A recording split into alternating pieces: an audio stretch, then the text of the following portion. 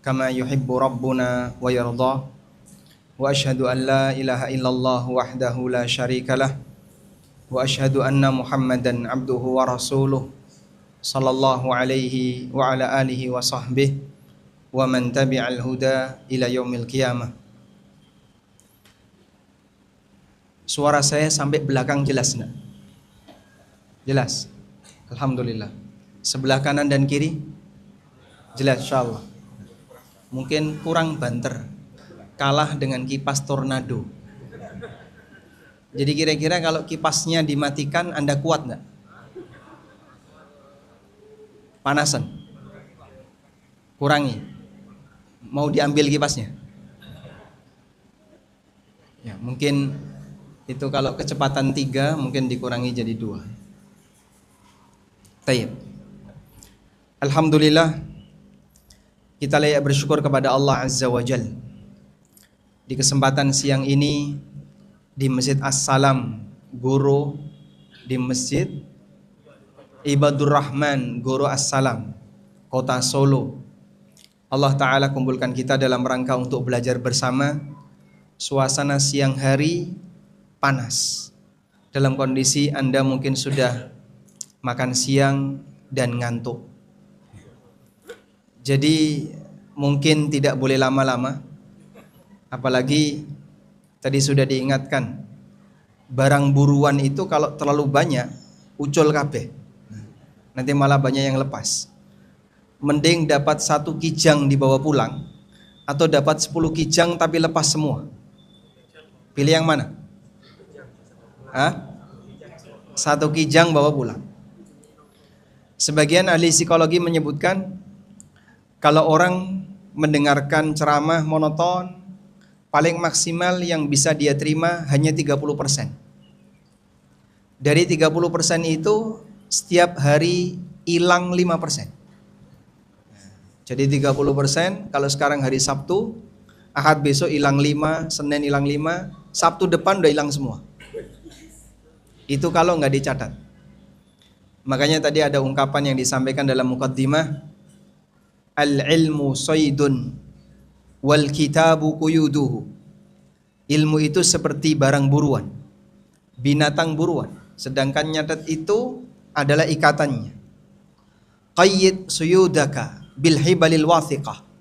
Karena itu ikat barang buruanmu dengan tali yang kuat. Tali yang kuat artinya kalau nyatet yang benar. Jangan asal nyatet. Sebab kadang banyak sebagian teman-teman yang ketika belajar itu yang penting pokoknya nyatet aja, akhirnya campur-campur, Pak. Mau pelajaran fikih, mau pelajaran akidah, mau pelajaran adab, pelajaran hadis, jadi satu. Akhirnya sudah pernah ketika ada kajian yang serupa dicatat lagi.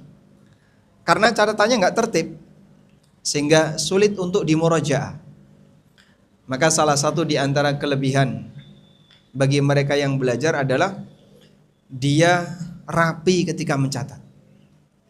Dan Anda akan menjadikan catatan itu berharga apabila saat Anda mencatat, Anda berpikir ini nanti akan dipakai saat ujian. Tapi kalau cuma mencatat dan tidak berpikir untuk dirawat, maka hanya tertulis saja, tapi tidak penting untuk diingat. Anda mungkin bisa bayangkan ya, kalau besok adalah ujian biologi, mungkin Bapak Ibu mulai nanti malam akan menghafal semua materi biologi yang kira-kira keluar dalam ujian. Kita hafal pembagian, definisi, kita hafalkan semua. Ada? Dan tujuan hafalan kita adalah targetnya sampai besok ujian bisa dipakai. Begitu ujian selesai, rasanya apa, Pak? Plong. Saat Anda merasakan plong, itulah melepas ilmu. Itulah melepas ilmu. Sehingga begitu plong, rasanya wis plong. Nah, maka setahap demi setahap yang sudah kita pelajari itu akan hilang, lepas. Makanya kalau misalnya mau dibuktikan ya, yang SMA paling dekat tahun berapa? Lulus SMA paling dekat. Ini MC-nya tadi lulus SMA tahun berapa? 2014. Baru 10 tahun ya. 12 tahun. 2014. Pelajaran biologi masih ingat nggak? Masih ingat? Apa definisi monokotil? Masya Allah. Baik. Jadi di bagian ilmu yang mungkin kita nggak pakai, terutama yang targetnya hanya untuk ujian, sama seperti ketika Bapak Ibu ngerjain soal HSI ya. Anda sebelum ujian HSI itu belajarnya berapa lama? Dengerin, habis itu ujiannya 5 jam lagi, atau dengerin cepat-cepat ngerjain ujian? Dengerin, langsung ujian. Kenapa? Biar masih ingat. Begitu selesai ujian, plong. Itulah melepas ilmu. Maka ada yang ikut HSI sudah 6 tahun, 7 tahun, sekian tahun, bahkan ada yang 10 tahun lebih. Tapi materi HSI kadang banyak yang hilang. Kenapa? Karena Anda sengaja melepas ilmu. Kesengajaan melepas ilmu itu terjadi pada saat kita tidak merawatnya dengan baik. Makanya ada 3 kunci belajar.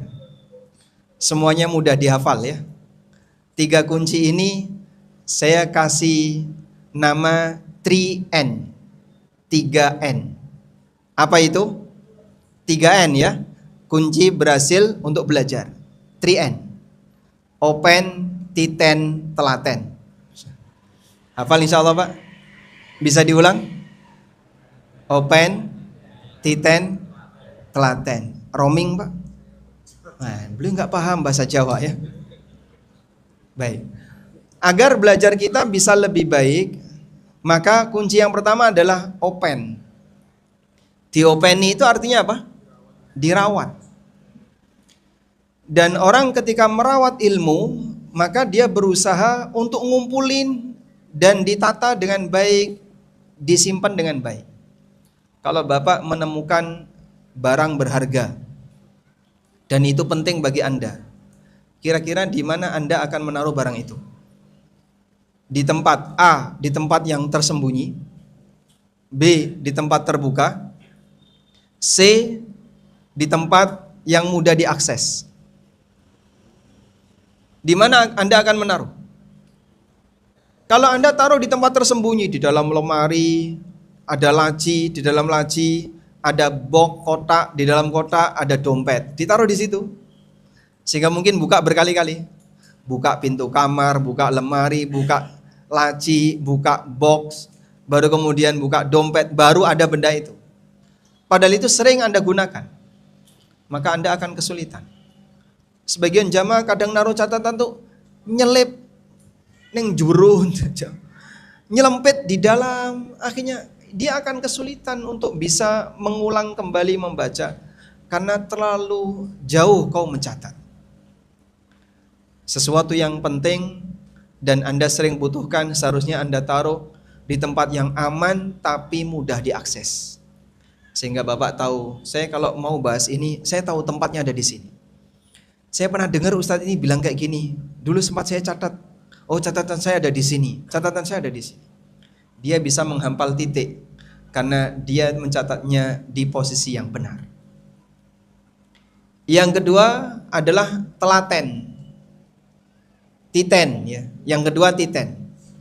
Titen itu dia bisa fokus. Sehingga saat belajar dia fokus. Karena niteni dengan baik, dia fokus dengan baik sehingga nggak sampai keliru dan salah ketika mencatat. Beberapa teman kadang membuat rilis kajian atau informasi kajian kesimpulan tapi keliru. Oh, tadi nggak fokus dia. Sehingga tentang bagaimana pembagian dia nggak detail, dia nggak rinci. Karena tadi waktu belajar dia nggak fokus. Lalu telaten artinya sabar. Sebab belajar ini nggak bisa instan. Kita tidak punya kekuatan kun fayakun. Makanya Nabi SAW menekankan innamal ilmu bitta'allum. Yang namanya ilmu itu didapatkan dari proses ta'allum, proses belajar. dijaga dengan baik, dengan maksimal. Semoga dengan cara seperti ini nanti hasil yang kita dapatkan dari proses belajar yang kita lakukan bisa lebih baik. Selanjutnya, Bapak Ibu yang dimuliakan Allah, kita masuk ke bagian tema tentang waktumu untuk taatmu ataukah untuk maksiat. Kita akan menggali firman Allah Subhanahu wa taala di surat Al-Asr.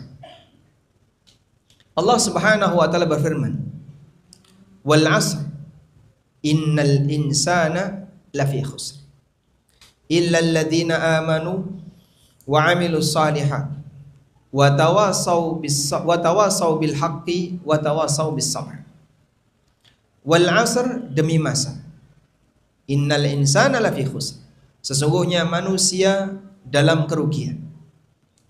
Illal ladzina amanu, kecuali orang yang beriman, wa amilus shalihat, beramal saleh, wa tawasaw bil haqqi, dia menasihati orang lain dengan kebenaran, wa tawasaw bis sabri, dan dia berusaha untuk bersikap sabar. Baik. Surat yang sangat ma'ruf yang sering kita dengarkan dan kita baca. Sekarang kita akan mulai dari ayat yang pertama. Allah Subhanahu wa taala bersumpah, wal asri, demi al-asr. Makna al-asr di sini ada 3 pendapat ulama. Pendapat yang pertama, al-asr maknanya adalah waktu secara umum. Sehingga Allah bersumpah demi waktu. Pendapat yang kedua, al-asr maknanya adalah sholat asar. Wal asr berarti Allah bersumpah demi sholat asar. Makna yang ketiga, wal asr artinya bagian akhir dari sebuah siklus sehari. Bagian ujungnya adalah di waktu asar. Ini 3 makna dari sumpah wal asri. Bisa diulang? Pertama apa tadi? Demi waktu. Yang kedua, demi salat asar. Yang ketiga, demi waktu asar. Bedanya apa Pak antara yang kedua dan yang ketiga? Kalau yang kedua adalah kegiatan salatnya, kalau yang ketiga adalah waktunya. Tayyib. Bukankah di sini Allah Subhanahu wa taala bersumpah dengan menyebut makhluk? Jawabannya betul. Allah bersumpah dengan menyebut makhluk. Loh, katanya nggak boleh bersumpah dengan menyebut makhluk. Jawabannya, Allah Subhanahu wa taala bebas bersumpah. Makhluk tidak boleh bersumpah kecuali dengan menyebut Khalik. Sedangkan Khalik berhak untuk bersumpah dengan menyebut makhluk, karena dia yang punya makhluk. Dan ketika Allah Subhanahu wa taala bersumpah dengan menyebut makhluknya, maka makhluk yang disebutkan adalah makhluk yang menunjukkan tanda kuasa Allah. Anda boleh tulis bagian dari kaidah sumpah dalam Al-Quran. Makhluk yang dijadikan oleh Allah sebagai sumpah dalam Al-Quran adalah makhluk yang menjadi tanda kuasa Allah Subhanahu wa ta'ala. Karena itu Allah tidak bersumpah dengan makhluk sembarangan. Makhluk yang dipilih oleh Allah untuk dijadikan sumpah adalah makhluk-makhluk yang menunjukkan tanda kuasanya. Di antaranya adalah al-asr, demi masa. Selanjutnya, dalam sumpah di situ ada 3 unsur utama. Dalam sumpah ada 3 unsur utama. Yang pertama adalah adawatul qasam, kata yang digunakan untuk bersumpah. Kata yang digunakan untuk bersumpah. Namanya apa tadi? Adawat al-qasam atau alatul qasam. Dalam sumpah wal asri, Allah menggunakan kata wa sebagai alat untuk bersumpah. Wawul qasam yang kita terjemahkan dengan arti demi. Ya. Yang kedua ada al-muqsam bihi. Al-muqsam bihi. Al-muqsam bihi adalah sesuatu yang disebutkan sebagai sumpah. Sesuatu yang disebutkan sebagai sumpah. Wal asri, berarti muqsam bihinya mana? kata al-asri. Yang ketiga, unsur sumpah yang ketiga adalah al-muqsam alai. Al-muqsam alai. Al-muqsam alai artinya tujuan orang bersumpah. Sehingga kalau di situ dinyatakan wal asri innal insana lafi khusr. Muqsam alaihnya adalah kalimat apa? Innal insana lafi khusr. Allah bersumpah wal asri untuk tujuan menyatakan sesungguhnya seluruh manusia rugi. Kaidahnya muqsam bihi punya kaitan dengan muqsam alaih. Muqsam bihi punya kaitan dengan muqsam alaih.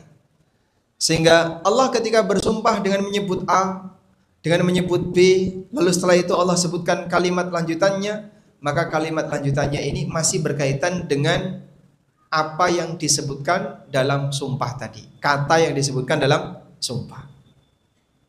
Paham ya? Sebagai contoh. Sebagai contoh. Misalnya firman Allah Ta'ala di surat Ad-Duha. Wad-duha wal-laili idza saja. Demi waktu duha. Wal-laili dan demi waktu malam idza saja apabila telah gelap. Di sini ada dua sumpah yang Allah sebutkan, menyebut waktu duha dan waktu malam. Di sini disebut apa? Muqsam bihi. Muqsam alaihnya apa? Lanjutannya. Ma wadda'aka rabbuka wa ma qala. Rabbmu tidak pernah meninggalkan kamu dan tidak pernah membencimu. Apa kaitannya muqsam bihi dengan muqsam alaih? Para ulama mengatakan, ketika Allah Subhanahu wa taala hendak menyatakan, Rabbmu Allah tidak pernah meninggalkanmu wahai Muhammad dan tidak pernah membencimu. Allah bersumpah demi waktu duha dan demi waktu malam untuk menggambarkan bahwa Allah tidak pernah meninggalkan nabinya baik di waktu duha, di waktu siang maupun di waktu malam. Sehingga kaitannya antara waktu duha dengan Allah tidak pernah meninggalkan nabinya sallallahu alaihi wasallam adalah menjelaskan bahwa Allah tidak pernah meninggalkan nabinya, tidak pernah membenci nabinya baik siang maupun malam. Karena ada sebagian manusia yang malamnya dia dicintai oleh Allah, siangnya dibenci Allah. Karena maksiatnya siang. Ada orang yang siangnya dicintai oleh Allah, malamnya dibenci Allah. Karena maksiatnya di malam hari. Tapi Nabi SAW tidak pernah dibenci oleh Allah dan tidak pernah ditinggalkan oleh Allah baik siang maupun malam. Beliau adalah orang soleh setiap saat. Baik. Sekarang kembali kepada al-asr. Lalu apa kaitannya wal asri dengan pernyataan innal insana lafi khusr? Ketika Allah bersumpah dengan menyebut waktu, Allah hendak menyatakan sesungguhnya seluruh manusia itu rugi. Ini menjelaskan bahwa sumber kerugian manusia sebabnya adalah tidak bisa memanfaatkan waktu. Saya ulangi, sumber kerugian manusia penyebabnya adalah karena mereka tidak bisa memanfaatkan waktu. Sehingga disebutlah sebagai manusia yang rugi, sebagai hamba yang rugi, sebab dia tidak bisa memanfaatkan waktu. Maka Allah Ta'ala bersumpah, wal asri, demi waktu, demi masa, sesungguhnya seluruh manusia dalam kondisi rugi karena mereka tidak bisa memanfaatkan itu waktu. Dan kesimpulan bahasanya dia itu rugi menjelaskan bahwa waktu itu ibarat modal. Sebab seorang hamba dia bisa beramal karena dia punya modal waktu. Waktu itu ibarat apa jemaah?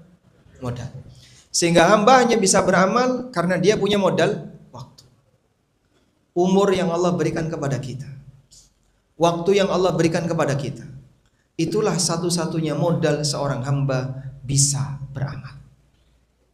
Makanya Bapak Ibu, benda yang tidak punya dimensi waktu, dia hanya bisa diam saja. Contohnya apa Pak? Benda yang tidak bergerak. Misalnya, gelas ini berapa dimensi Pak? Anda nyebutnya berapa dimensi? Tiga. Tiga dimensi itu gimana? Ada tinggi, lebar, panjang. Tapi gelas ini tidak punya dimensi waktu, sehingga dia hanya diam saja. Anda biarin selama berjam-jam ya diam seperti ini. Karena dia tidak punya dimensi waktu. Ketika gelas ini bergerak gimana Pak? Dia beramal, berarti barulah dia punya dimensi waktu. Manusia mati, dia punya fisik, akal otaknya masih ada, tapi karena dia sudah mati, tidak berfungsi seluruh jasadnya, maka dia sudah tidak punya dimensi waktu. Demikianlah ketika waktu itu dicabut oleh Allah Subhanahu wa taala. Baik. Dari sinilah kita mendapatkan satu pelajaran bahwa sumber kerugian manusia yang sejatinya adalah terjadi ketika dia tidak bisa memanfaatkan modal waktu. Maka manusia tergambar menjadi tiga jenis, ada tiga kelompok. Pertama, ada orang yang berangkat bawa modal dan dia pulang bawa untung. Yang kedua, ada orang yang berangkat bawa modal dan dia pulang modalnya habis. Yang ketiga, ada yang berangkat bawa modal dan dia pulang bawa utang. Semua kita pasti akan pulang. Pulang untuk menuju Allah. Pulang menghadap Allah Azza wa Jalla. Dan Allah kasih kita modal berupa umur untuk nanti kita akan pulang. Maka kondisi kita ada tiga kemungkinan. Berangkat bawa modal waktu, pulang bawa utang. Berangkat bawa modal waktu, pulang kita nggak bawa apa-apa, alias modalnya habis. Atau kita berangkat bawa modal waktu dan kita pulang bawa untung. Pertanyaannya, jika Anda melihat realita yang terjadi pada manusia, kira-kira dari tiga ini yang dominan paling banyak yang mana Pak? Yang paling banyak yang mana? Hah? Dia berangkat bawa modal, dia pulang bawa utang. Menghadap Allah dalam keadaan bawa dosa. Kenapa dia menghadap Allah dalam keadaan bawa dosa? Sebab waktunya banyak diisi maksiat. Yang seharusnya dia bisa gunakan untuk menambah untung, tapi ternyata dia pulang justru membawa maksiat. Padahal Bapak Ibu yang dimuliakan Allah, dalam banyak kesempatan kita diberi penjelasan bahwa satu ketaatan minimal dilipatkan 10 kali. Man jaa bil hasanati falahu asyru amsalha. Siapa yang melakukan kebaikan, maka dia mendapatkan 10 kali lipat. Wa man jaa bis sayyiati fala yujza illa mithlaha. Sedangkan siapa yang dia datang dengan membawa kemaksiatan, dia tidak dibalas kecuali yang semisal dengan kemaksiatan itu. Walaupun demikian, ketika seorang hamba dia berbuat salah, Allah Subhanahu wa taala menawarkan agar sang hamba bertobat dan dia terima taubatnya. Tapi subhanallah, meskipun kita sudah diberi kesempatan yang demikian murah meriah untuk bisa menambah pahala, tapi ternyata masih banyak orang yang dia datang menghadap Allah dalam keadaan membawa utang alias dosa. Kalau bukan saking kebanggatannya manusia. Dari sinilah jemaah, kewaspadaan yang perlu untuk selalu kita pikirkan adalah sejauh mana kau bisa memanfaatkan waktumu untuk kebaikan. Baik. Kemudian Allah Subhanahu wa taala menjelaskan, dengan kondisi manusia yang realitanya banyak rugi seperti itu, ada 4 kriteria yang dikecualikan. Illal ladzina amanu wa amilus shalihat wa tawasaw bil haqqi wa tawasaw bis sabr. Kecuali orang yang beriman dan beramal saleh, menasihati dalam kebenaran dan dia berusaha untuk sabar. Taib. 4 ini syarat untuk bisa mendapatkan pengecualian dari status sebagai makhluk yang rugi. Pertama adalah beriman kepada Allah. Saya mau tanya, di antara teman-teman yang sudah pernah belajar kitab Al-Usulul Thalathah, angkat tangan. 1, 2, 3, 4, 5. Belakang banyak ya. Alhamdulillah. Pertanyaannya, dalam kitab itu penulis menafsirkan illal ladzina amanu dengan apa, Pak? Apa tafsir illal ladzina amanu yang disebutkan dalam kitab Al-Usulul Thalathah? Hadiahnya mana hadiah? Hadiah, ilmu. Dapat hadiah. Ada hadiahnya? Tadi katanya ada hadiah. Insyaallah nanti. Baik. Illal ladzina amanu, kecuali orang yang beriman. Tafsir dari orang yang beriman di sini adalah orang yang belajar ilmu. Dan ini tafsir yang benar. Kenapa tafsirnya kok ilmu, Pak? Sebab yang namanya keyakinan seseorang itu tergantung dari apa yang dia pelajari. Maka saat orang belajar A, itulah yang akan jadi keyakinannya. Ketika orang belajar B, itulah yang akan jadi keyakinannya. Anda akan menjadi seperti apa yang Anda serap. You are what you absorb. Iklan obat. Loh, bener, ada iklan obat tulisannya kayak gitu. Kau akan menjadi seperti apa yang kau serap. Alhamdulillah, hadiah sudah datang. Dapat hadiah tadi? Yang sana. Ada satu yang sudah dapat. Ujung, insyaallah. Hadiahnya apa itu, Mas? Hadiahnya cairan berwarna emas. Minyak. Baik, kita ulangi ya. Jadi tafsir dari iman tadi apa? Belajar ilmu. Karena kita akan menjadi seperti apa yang kita pelajari. Ketika orang tidak pernah mengenyam dunia pembelajaran sama sekali, maka dia akan belajar dari lingkungan. Sehingga keyakinan dia sesuai dengan apa yang diyakini oleh lingkungannya. Misalnya ya, ada anak kecil yang nggak pernah tersentuh dengan pendidikan agama. Sekolahnya SD negeri misalnya. Tidak ada pelajaran agama sama sekali, tidak diperkenalkan dengan agama sama sekali.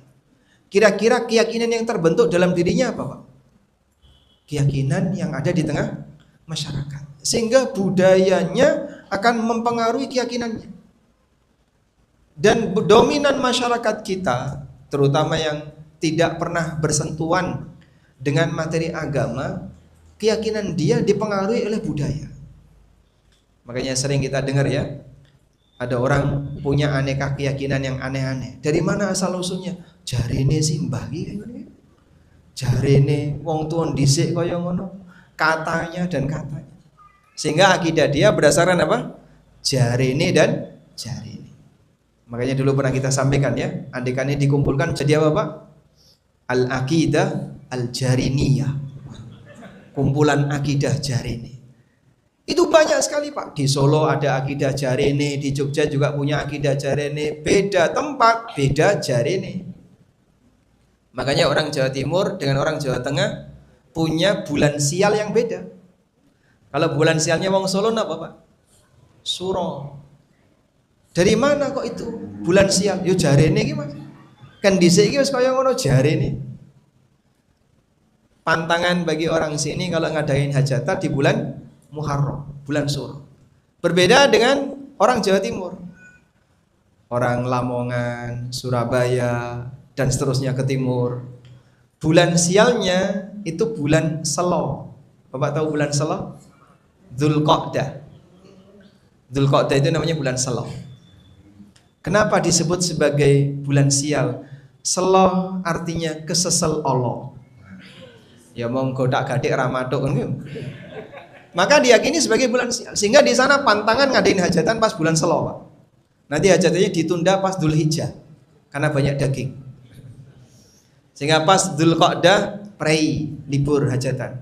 Begitu Dzulhijjah hajatan. Muharram orang sana nggak takut. Nikahan bulan Muharram biasa. Tapi kalau di Jogja, Solo dan sekitarnya, nikahan Muharram, alamat ciloko. Iki mesti salah siji arep mati. Sing bener karo-karone bakal mati. Dari mana orang bisa punya keyakinan kayak gitu? Ya tadi Pak, berangkat dari jari ini. Akhirnya ketika beda budaya, beda keyakinan. Dan ini kalau dibiarkan, masyarakat kita akan membawa keyakinan dari budaya seperti ini sampai mati. Dan itu berbahaya Pak. Kalau sampai ada keyakinan mitos, klenik, dan aneka keyakinan karena budaya dibawa sampai mati, berarti dia punya keyakinan menyimpang yang dia bawa sampai mati. Jika statusnya adalah syirik asghar, seperti keyakinan tentang bulan ciloko, bulan sial, waktu sial, geblak, dan seterusnya. Anda tahu geblak? Orang Solo ngerti ya? Baik. Jadi ini tidak boleh dipakai hajatan. Kenapa? Sabtu Kliwon geblage simbah A. Ya gantilah. Ahad Paing geblage simbah B. Ya Sabtu Legi geblage simbah C, keluarga besar. Terlalu banyak geblak dewi. Dan Masya Allah, ini kalau sampai dibiarkan dibawa mati. Makanya saat kita belajar akidah, salah satu di antara fungsinya adalah mengikis, menghilangkan aneka akidah-akidah menyimpang yang nyantol di hati orang. Yang nyantol di hati orang ini kadang beragam, aneh-aneh. Sehingga kalau dia tidak pernah belajar akidah sama sekali, jadinya akidah ini dibawa mati. Tayyib. Karena itulah iman seseorang berbanding lurus dengan apa yang dia pelajari. Saat dia belajar A, nanti kurang lebih warna agamanya seperti A. Saat dia belajar B, kurang lebih warna agamanya seperti B. Jika dia salah guru, maka nanti salah iman. Karena itu Bapak Ibu, ada orang yang sejak kecil dididik dalam lingkungan Mu'tazilah, dididik dalam lingkungan Syiah, dididik di lingkungan Khawarij. Nanti sampai besar dia seperti itu. Sehingga sebagian orang seperti orang yang tinggal di Iran, ngertinya Islam ya sebagaimana agama Iran. Ngertinya Islam sebagaimana agama Syiah Isna Asyariyah, agama Syiah 12 imam. Yang dia tahu kayak gitu, karena yang dia pelajari itu. Dari sinilah Ayyub As-Sikhtiyani pernah menyampaikan, inna min ni'amillahi azza wa jalla ba'da an hadahu Allahu ilal Islam ayyulhimahu bi syaikhin mursyid. Di antara nikmat besar yang Allah berikan kepada hamba setelah Allah berikan hidayah kepadanya, hidayah untuk memeluk agama Islam, Allah berikan kepada beliau seorang guru yang bisa mendidik. Sebab guru inilah nanti yang akan menunjukkan kepada dia aneka warna-warna beragama yang benar ada di sini. Kita bersyukur Allah kumpulkan kita bersama komunitas Muslim Ahlus Sunnah, punya akidah-akidah Ahlus Sunnah, keyakinan-keyakinan yang dibangun di atas prinsip ajaran Ahlus Sunnah sesuai dengan apa yang pernah diajarkan oleh Nabi SAW dan dipahami oleh para sahabat. Lalu kenapa kita sering dikatakan belajar agama itu harus sesuai pemahaman sahabat? Karena Allah jadikan imannya sahabat itu sebagai standar iman. Saya ulangi ya, Allah jadikan imannya para sahabat sebagai standar iman. Apa dalilnya? Allah berfirman, fa in amanu bimithli ma amantum bihi faqad ihtadaw.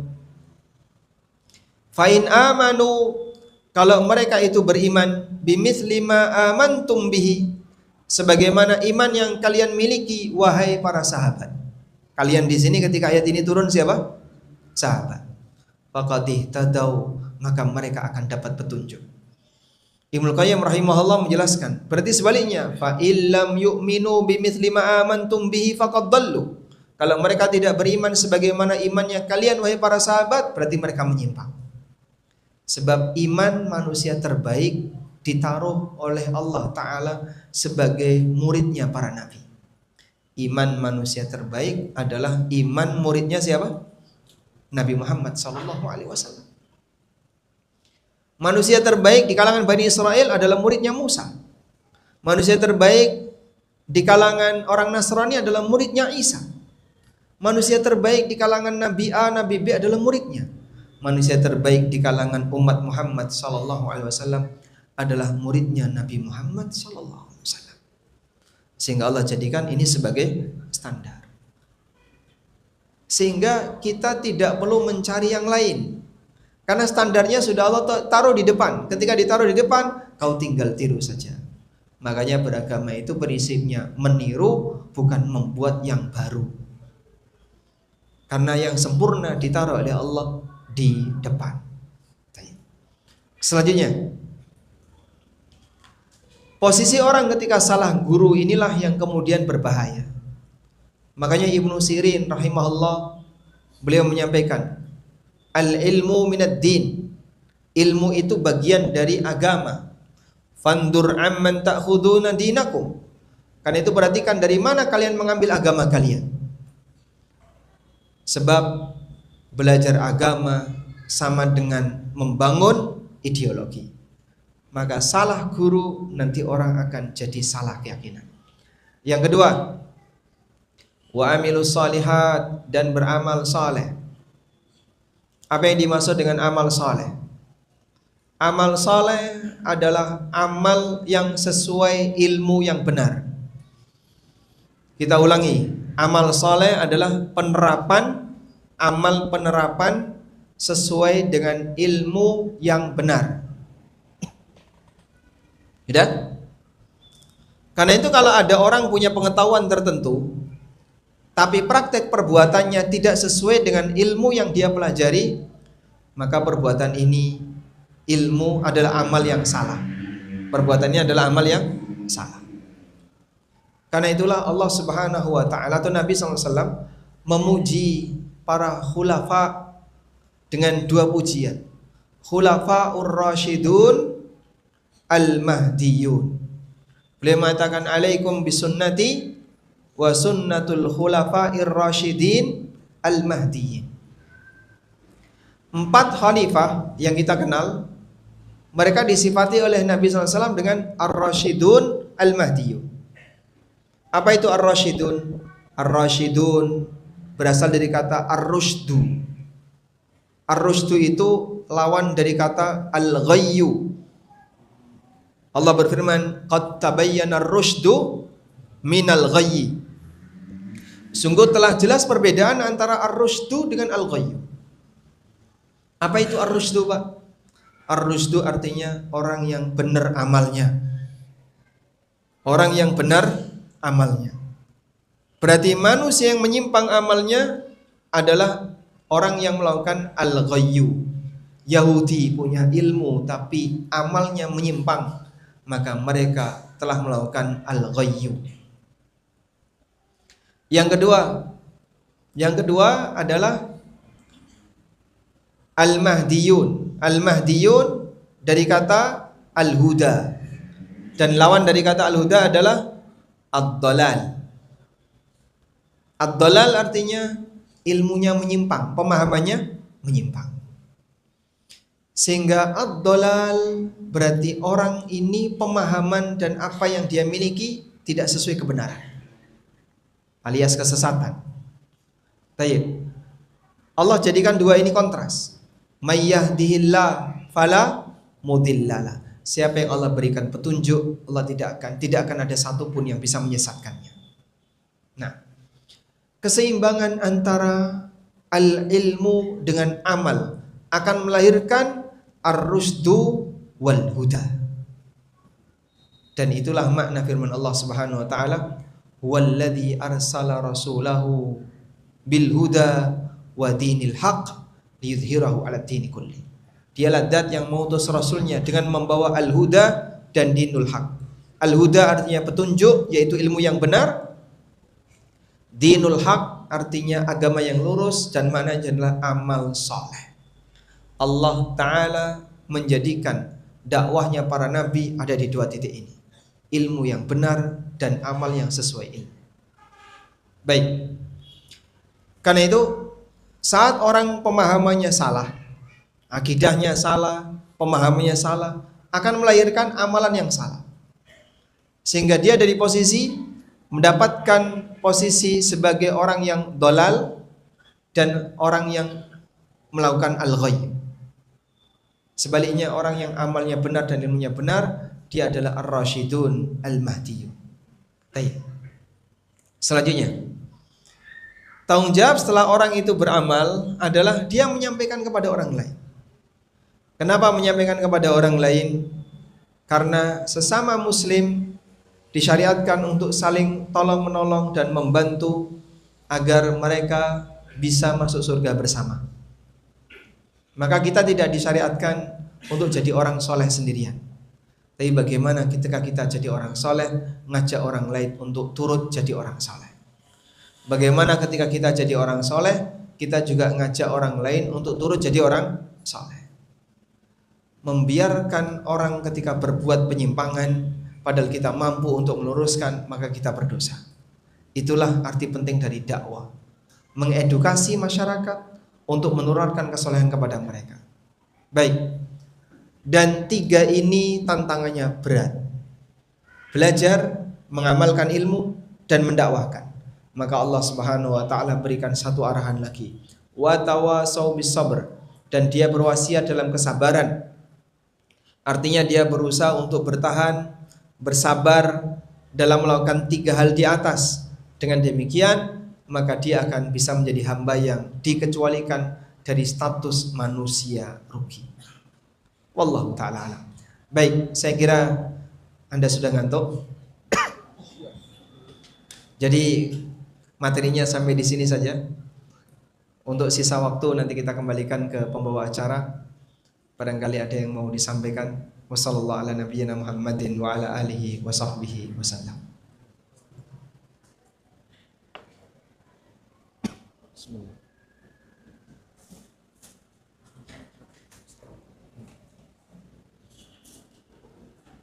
Baik, jazakumullahu khairan wa barakallahu fikum atas materi yang telah disampaikan.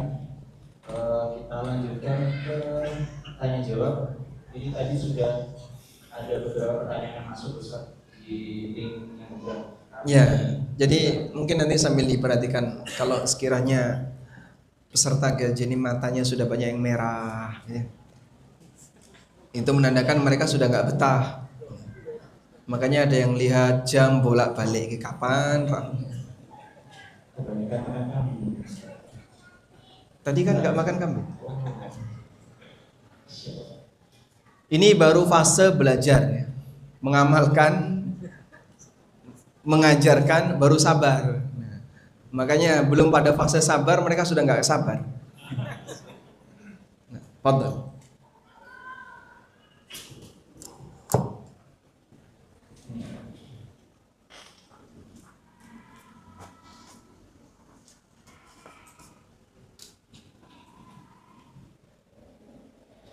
Gimana? Nggak jadi? Di luar tema. Di luar tema itu mungkin di luar masjid aja ya. Oh ya. Fadhal.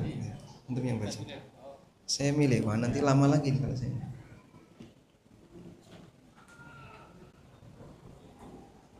Nah. Ini ada.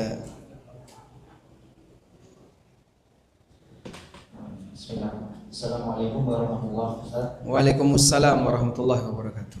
Apakah dalam berpikir di sela-sela kesibukan kita diharuskan mulutnya komat kamit juga, ataukah boleh hanya dalam hati? Nah, bedakan 3 hal. Ada merenungkan, ada mengucapkan, ada menyuarakan. Ini 3 hal yang berbeda.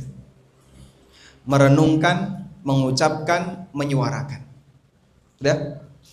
Semua yang ada unsur perintah, bacalah, kemudian perintah untuk zikir, wadhkurullah, dan seterusnya. Jika bentuknya teks, maka di situ harus ada unsur mengucapkan. Baik. Kalau Bapak lihat Al-Quran, lalu cuman dilihat, bibir tidak bergerak, lidah tidak bergerak, Anda cuma lihat saja, melihat, sambil merenungkan maknanya. Apakah sudah terhitung membaca Al-Quran? Kenapa belum? Karena bibirnya tidak bergerak, sehingga dia tidak mengucapkan sesuatu. Bukti nggak mengucapkan gimana Pak? Bibirnya nggak bergerak, mingkem meneng, dia cuma tutup mulut, hanya matanya melihat ke arah teks. Maka di posisi ini berarti tidak ada kegiatan membaca. Maka dia tidak mendapatkan pahala membaca Quran, di mana pahala membaca Quran itu 1 huruf mendapatkan pahala berapa? 10. Tapi saya sudah hatam ya Pak, cuman gini dan ya cepat memang, mau cuman scanning. Jadi kayak nyeken, ganti halaman scan, ganti halaman scan. Ini kalau cuman scanning saja, Bapak tidak mendapatkan pahala per huruf 10 pahala. Karena yang Anda lakukan bukan mengucapkan, tapi yang Anda lakukan hanyalah merenungkan. Baik. Sehingga perintah dari firman Allah Ta'ala, warattilil Qur'ana tartila, bacalah Quran dengan tartil. Utlu ma uhya ilaika min rabbik, bacakan apa yang diwahyukan kepadamu dari Rabbmu. Itu harus ada bentuknya pengucapan. Yang kedua adalah menyuarakan. Hukum asalnya dzikir itu tidak harus disuarakan. Memang ada bagian dzikir yang disyaratkan untuk disuarakan, bahkan dikeraskan. Contohnya adzan. Ada muadzin ketika adzan cuman komat kamit saja, tapi nggak ada suaranya. Sah nggak adzannya? Hah? Sah atau tidak Pak? Kan dia sudah mengucapkan. Ngomong apa tadi? Allahu Akbar, Allahu Akbar. Tapi dia cuma ngomong Allahu Akbar, Allahu Akbar. Mungkin tidak ada suaranya. Ya nggak sampai, fungsinya nggak ada. Sehingga fungsi adzan untuk memberitahu datangnya waktu sholat tidak ada. Contoh yang lain, seseorang jadi imam untuk sholat jahriyah, disyariatkan untuk apa? Dikeraskan. Maka di situ 2 tugasnya, mengucapkan plus mengeraskan.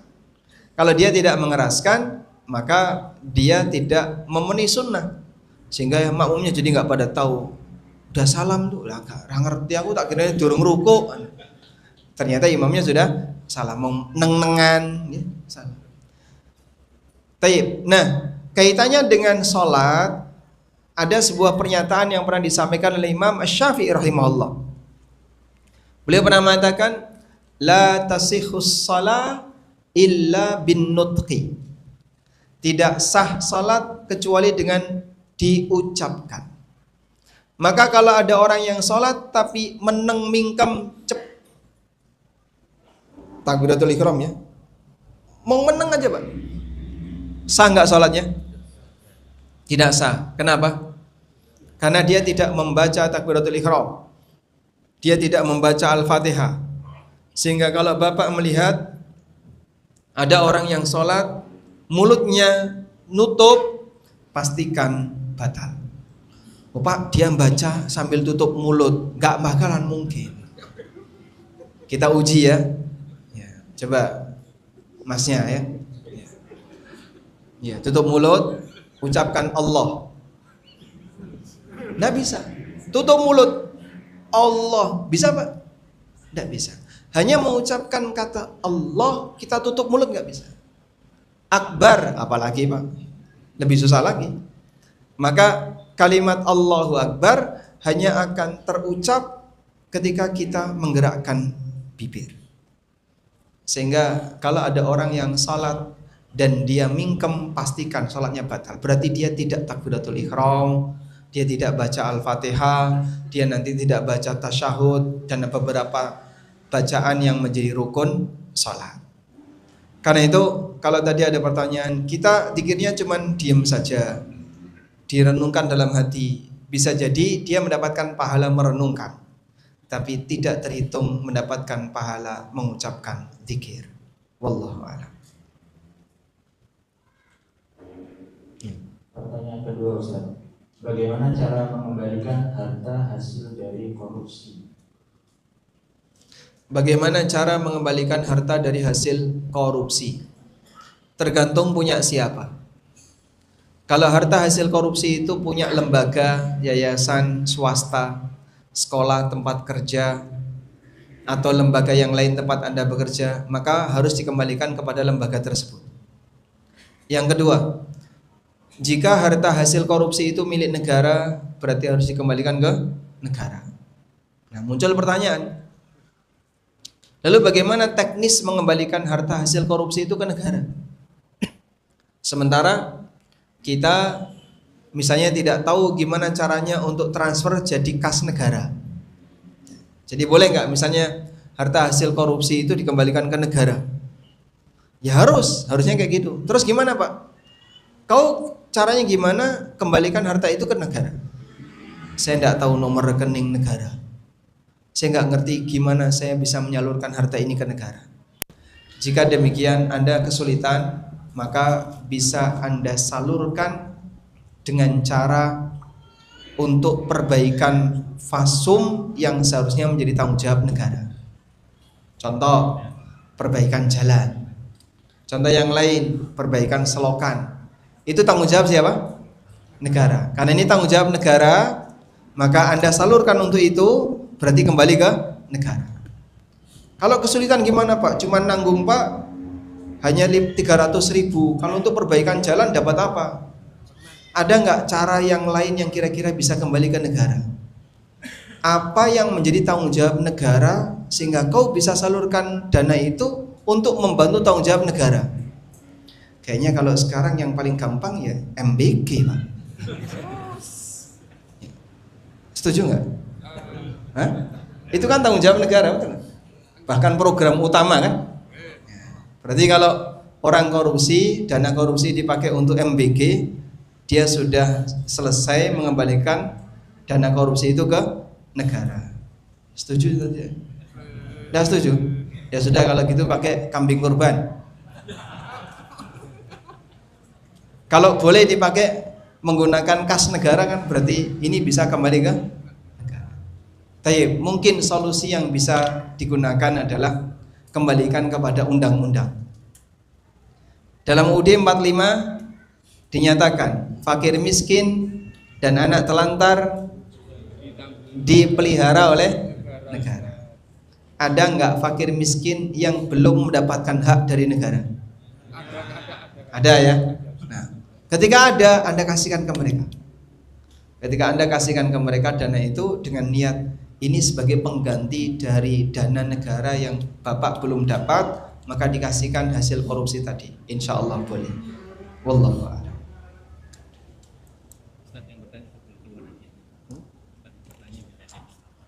Baik, selanjutnya. Saya disuruh bertanya. Saya bertanya sekarang. Sebutkan 3 unsur utama dalam sumpah.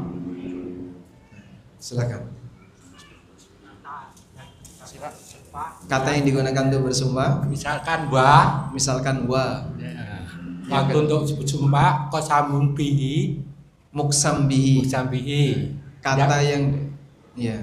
Terus yang ketiga muksam alai, tujuan untuk sumpah. Masya Allah. Padahal nggak nyatet Pak ya.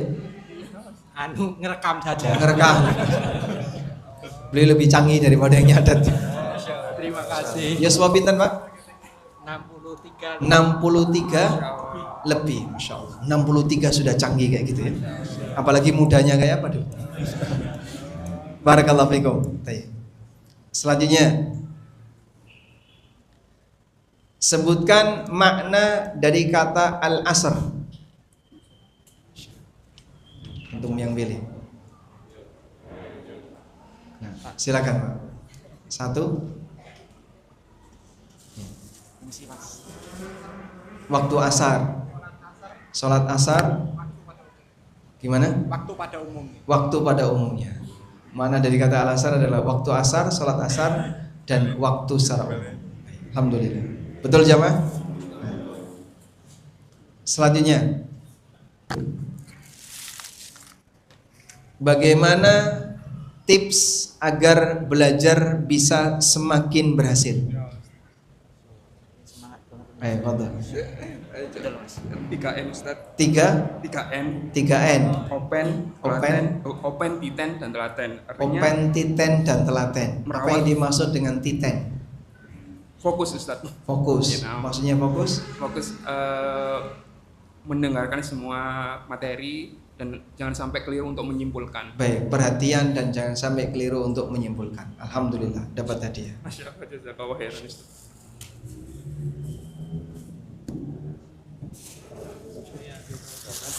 Ya. Baik. Selanjutnya.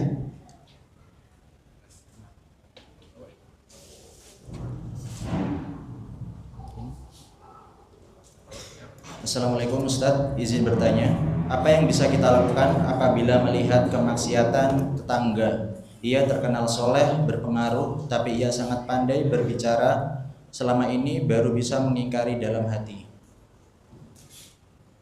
Tetangganya tadi kriterianya gimana? Terkenal soleh, berpengaruh, punya pengaruh, pandai dalam berbicara. pandai bicara. Masya Allah. Tapi maksiat. Tapi dia melakukan pelanggaran. Bagaimana cara mengingatkan? Pertama begini. Ada satu pernyataan yang ini saya ingat betul ya. Salah satu calon presiden waktu kampanye. Beliau menyampaikan, di sebuah negara yang kesadaran hukumnya masih rendah, maka dibutuhkan banyak penegak hukum untuk siaga di mana-mana. Sehingga dipasang polisi di mana-mana ya, di perempatan ini ada petugas, di perempatan ini ada petugas dan seterusnya. Tujuannya apa? Untuk menertibkan masyarakat yang kesadaran hukumnya masih rendah. Sehingga apa yang lebih ditakuti orang? Polisi hidup atau polisi tidur? Dia nggak berani untuk nabrak lampu merah, dia nggak berani untuk nabrak batas jalan karena ada apa? Petugas. Sudah? Sehingga petugas ini berfungsi untuk menjaga masyarakat agar tunduk terhadap aturan. Dan aturan yang paling gampang untuk dijadikan sebagai contoh keseharian kita adalah aturan dalam berlalu lintas. Tayyib. Dalam agama ini penuh dengan aturan. Islam itu ada banyak aturan.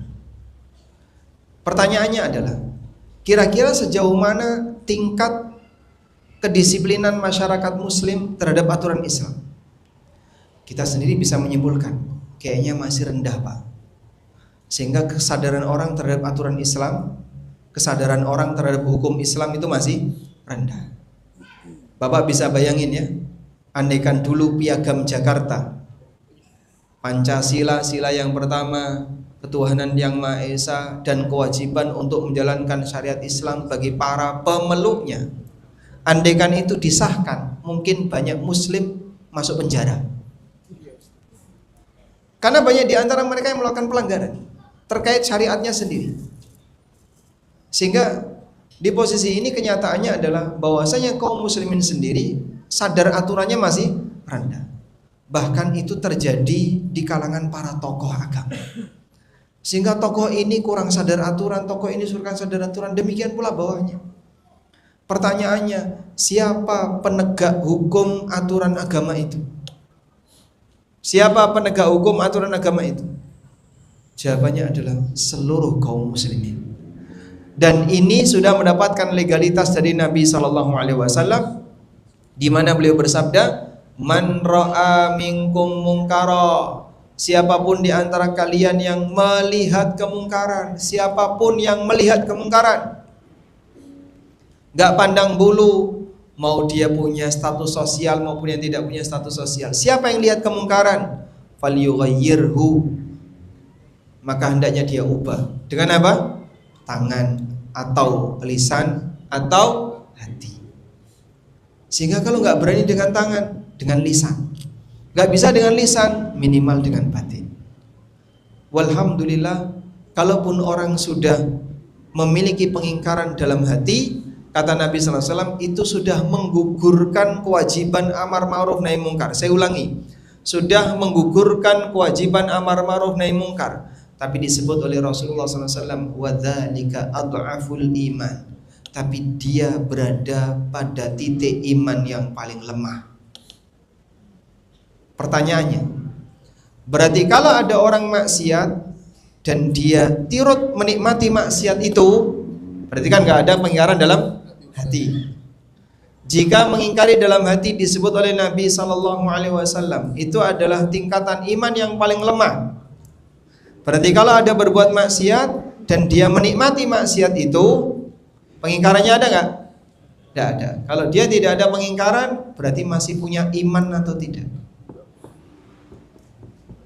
Masih punya iman atau tidak? Tidak. Tidak punya iman. Masih punya iman atau tidak? Ya, misalnya ya, tontonan yang nggak bener, maksiat nggak Pak? Maksiat. Orang bikin itu bermaksiat, nyebarkan itu juga bermaksiat. Dan Anda nonton, tapi tidak mengingkari. Saya mengingkari kok Pak Ustaz. Astagfirullah, astagfirullah, tapi nggak tutup mata. Itu lo lihat tuh, pakaiannya tuh kayak gitu tuh, nggak sopan itu pakaiannya, nggak menutup aurat. Lu lihat tuh. Ini mata menikmati, mulut mencela. Mulutnya mencela, matanya menikmati. Tayyib, kita nggak bicara bagian ini. Bagaimana kalau ada orang nonton maksiat dan dia menikmati? Lihat judi, dia menikmati ketika lihat judi. Ada sabung ayam, dia lihat menikmati orang yang sedang sabung ayam. Dan berarti kalau mengingkari dalam hati saja disebut sebagai iman yang paling lemah. Di posisi ketika dia menikmati maksiat itu, kira-kira imannya masih ada atau tidak? Masih ada atau tidak? Tidak ada. Berarti kafir. Bisa nggak dibuat kesimpulan? Siapa yang menikmati maksiat maka dia kafir? Nggak bisa. Lalu bagaimana penjelasan hadis ini? Jawabannya, disinilah pentingnya kaidah ahlu sunnah. Iman itu tidak satu unsur, tapi iman itu banyak unsur. Iman itu punya banyak cabang, bukan cuma satu kesatuan. Karena iman punya banyak cabang, satu cabang hilang, cabang yang lain masih ada. Artinya apa? Orang yang menikmati maksiat, iman amar ma'ruf nahi mungkar hilang. Cabang iman amar ma'ruf nahi mungkar hilang, walaupun dia masih punya cabang yang lain. Dia punya cabang la ilaha illallah, dia punya cabang salat, dia punya cabang iman zikir, dia punya cabang iman ini dan seterusnya. Karena iman ada banyak cabang. Sehingga tidak mengingkari maksiat, bahkan menikmati maksiat tidak menghilangkan keseluruhan iman, tapi menghilangkan satu cabang iman, yaitu cabang amar ma'ruf nahi mungkar. Wallahu a'lam. Pertanyaan dari Umahat ini insyaallah Ustaz. Assalamualaikum warahmatullahi wabarakatuh. Waalaikumsalam. Apakah tindakan saya benar karena menolak lamaran seorang pria yang akidahnya salah? Karena saya ingin menjaga akidah sesuai dengan pemahaman Rasulullah SAW. Dia menganggap jika dia menjadi suami, maka dia adalah seorang pemimpin. Maka saya sebagai istri harus mengikutinya. Sehingga pada akhirnya saya menolaknya, padahal dia siap untuk menikahi saya dalam waktu dekat. Jazakallahu khairan. Tindakannya benar atau tidak? Taib. Wanita berhak untuk menolak lamaran lelaki siapapun yang ingin menikahinya dengan pertimbangan apapun yang dia miliki. Nah, di posisi ketika Anda merasa yakin ini akidahnya bermasalah, saya tidak mau bersama dengan orang yang akidahnya bermasalah, sah-sah saja. Dan kita tidak boleh tutup mata, udahlah nggak usah diperhatikan kayak gitu, itu hanya akan menambah ruman perpecahan di kalangan masyarakat. Ini realita yang tidak mungkin bisa kita hindari. Kenyataannya masyarakat kita berbeda-beda. Contoh saja ya, misalnya suami istri beda bendera, yang satu warna biru, yang satu warna hijau. Kira-kira akan terjadi perseteruan saat kapan Pak? Hari raya Pak. Masya Allah. Sehingga yang satu Selasa, yang satu Rebu, nanti bingung. Ini mau hari raya yang mana? Itu baru satu kasus, belum nanti turunannya banyak sekali. Hanya karena perbedaan warna bendera ormas. Padahal itu perbedaan ormas. Mungkin belum mengerucut pada perbedaan karena akidah, perbedaan karena manhaj. Bisa lebih parah lagi. Makanya realitanya kenyataan adanya perbedaan ini tidak mungkin kita tolak. Itu kenyataan yang ada di lapangan. Demikianlah realita masyarakat di sekitar kita. Nah terus gimana Pak? Boleh nggak orang itu tidak jadi nikah karena pertimbangan beda manhaj? Ya sah-sah saja. Mungkin dia nggak pingin ribut, dia nggak pingin rame. Bahkan kadang yang semanhaj aja sudah sering ribut. Hanya karena beda 1-2 hal sudah sering ribut. Apalagi kalau sudah beda manhaj. Dan orang kalau sering ribut dalam berkeluarga sangat tidak nyaman. Sudah menikah belum? Sudah, Masya Allah. Nah, ya itu aja pertanyaannya. Sudah takut mau ditanya ya Pak.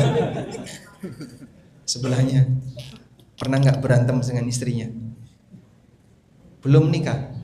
Oh belum nikah, Masya Allah. Pertanyaan salah alamat. Belakangnya belum berkeluarga juga. Yang dia untuk jomblo ada nggak? Khusus jomblo? Nah. Kalau minyak itu untuk istrinya. Nah terus gimana kalau memang Anda merasa yakin orang ini punya akidah bermasalah dan barangkali susah untuk dikendalikan, boleh saja Anda untuk menolak lamarannya. Allahu a'lam. Nah, Satu lagi. Minimal kebutuhan untuk dibolehkan menjamak sholat itu seperti apa Ustadz? Misal keluarga sedang liburan dari Solo ke Jogja, jarak belum ada 80 kilo, apakah kita boleh menjamak sholat sedangkan belum disebut musafir? Jazakumullahu khairan. nah ada dua perubahan sholat, jamak dan qashar. Jamak itu berkaitan dengan pergeseran waktu, qashar berkaitan dengan masalah jumlah rakaat. Baik. Jamak ini disebut dengan sunnah aridhah. Sunnah aridhah itu sesuatu yang dilakukan karena ada kebutuhan. Sesuatu yang dilakukan karena ada kebutuhan. Maka alasan jamak adalah karena kebutuhan. Sedangkan qashar itu identik dengan safar, bukan dengan kebutuhan. Saya ulangi, qashar itu identik dengan safar, bukan dengan kebutuhan. Karena itu orang tidak boleh, saya butuh qashar, tak qashar, tidak bisa. Sebab qashar itu identiknya dengan safar. Ada orang sakit, dia mau sholat duhur 4 rakaat rasanya berat, karena mungkin dia sudah pusing. Boleh nggak di qashar? Boleh atau tidak? Tidak boleh, tetap harus 4. Kerjakan sebisanya, pokoknya harus 4. Kalau saya pengen qashar gimana Pak Ustadz? Berarti Anda harus opnam di luar kota. Maka kalau sakit, opnamnya pilih rumah sakit di luar kota. Sehingga sakitnya yang sakit di Solo, nanti opnam di Surabaya atau opnam di Semarang, biar bersatu sebagai musafir. Baik. Selanjutnya, batasan safar yang membolehkan orang untuk jamak atau qashar itu seperti apa? Kata safar itu sudah ada sebelum Nabi SAW dilahirkan. Artinya istilah ini bukan istilah yang baru muncul setelah wahyu turun.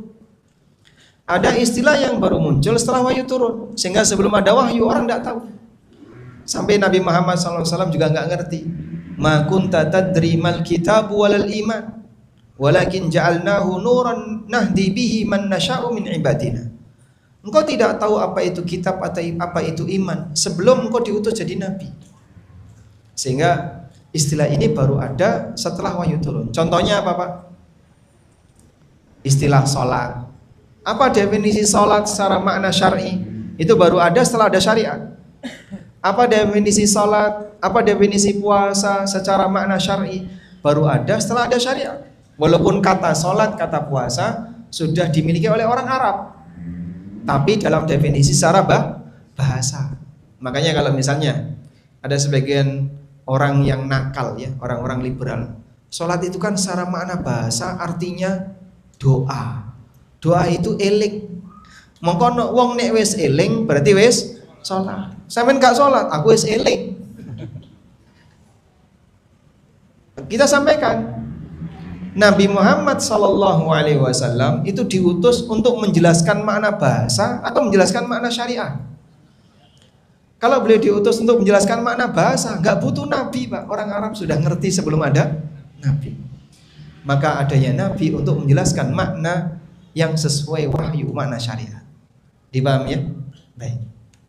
Sehingga istilah safar zaman jahiliyah dengan safar setelah Islam datang beda atau sama? Ya sama-sama safar. Sama-sama safar. Maka sebutan safar ini tidak ada kaitannya dengan definisi syar'i. Karena itulah istilah safar dikembalikan kepada definisi urfi. Definisi berdasarkan urf, berdasarkan pemahaman yang berlaku di masyarakat. Nah, sehingga para ulama ngasih rincian sebagai berikut. 1. Untuk perjalanan 80 ke atas, 80 kilo ke atas, pastikan safar. Kok bisa, Pak? Karena dalam dalil disebutkan itu safar. Untuk jarak 80 kilo ke atas, dalam dalil disebutkan itu sebagai safar. Dalilnya apa? La yahillu limra'atin tu'minu billahi wal yaumil akhir an tusafira fi yaumin wa lailah illa wa ma'aha dzu mahramin. Tidak halal bagi seorang wanita yang beriman kepada Allah dan hari akhir untuk melakukan safar sehari semalam kecuali didampingi oleh mahram. Perjalanan sehari semalam di masa silam itu sama dengan perjalanan 4 burut. 4 burut. Burut itu bentuk jamak dari kata barit. 1 barit itu perjalanan dari pagi sampai siang. Nah, kalau 24 jam berarti pagi sampai siang, siang sampai malam, malam sampai tengah malam sampai pagi. 4 burut. Perjalanan 4 burut seperti ini bisa menjangkau sejauh kurang lebih 80 kilo. Itu metode orang masa silam untuk menentukan. Sudah? Dari sinilah kemudian disimpulkan, maka untuk perjalanan 80 kilo ke atas pastikan safar. Yang kedua, perjalanan di bawah 80 kilo apakah masuk kategori safar atau tidak? Kembali kepada urf yang berlaku di masyarakat. Saya ulang, perjalanan di bawah 80 kilo dikembalikan kepada urf yang berlaku di masyarakat, pemahaman masyarakat. Urufnya gimana, Pak? Loh, kan kamu bagian dari masyarakat, seharusnya kamu tahu urufnya masyarakat. Kalau bagian dari masyarakat, seharusnya dia tahu urufnya masyarakat.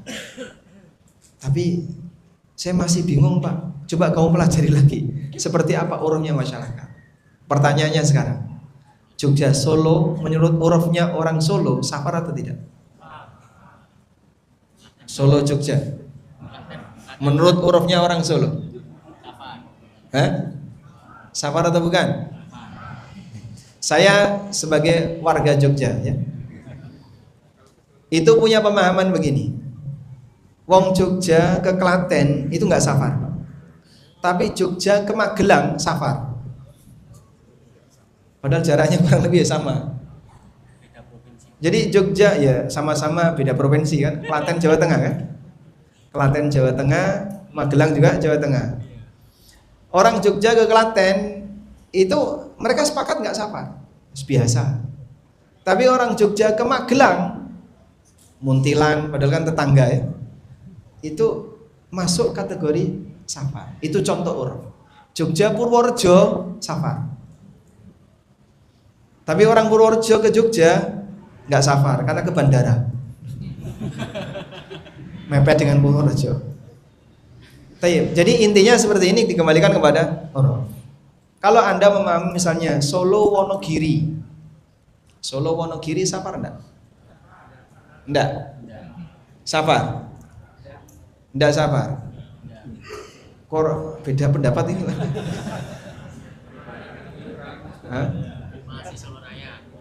Masih Solo Raya. Nah, kira-kira yang masih Solo Raya orang nyebutnya kayak Klaten, Sragen. Ini kan masih satu madhab, ya. Makanya yang kayak gini bukan termasuk safar. Sehingga Anda melakukan perjalanan di titik-titik ini tidak terhitung sebagai musafir. Nah, wallahu alam, kira-kira menurut Anda Solo Jogja itu safar atau tidak? Safar ya. Kemarin tuh ada sebagian jamaah ya, ibu-ibu tanya, Pak Ustadz, bisa nggak Ustadz, Solo Jogja itu bukan safar? Biar kami kalau ada kajian di Jogja bisa datang sendiri tanpa harus ditemani mahram. Ini memaksakan uruf namanya. Loh, saya sendiri juga nggak tahu urufnya orang Solo gimana. Kalau menurut urufnya orang Solo itu bukan safar, ya Anda boleh ngikutin, maka statusnya bukan safar. Jadi intinya dikembalikan kepada uruf, dan Anda adalah bagian dari anggota uruf itu yang seharusnya tahu. Wallahu a'lam.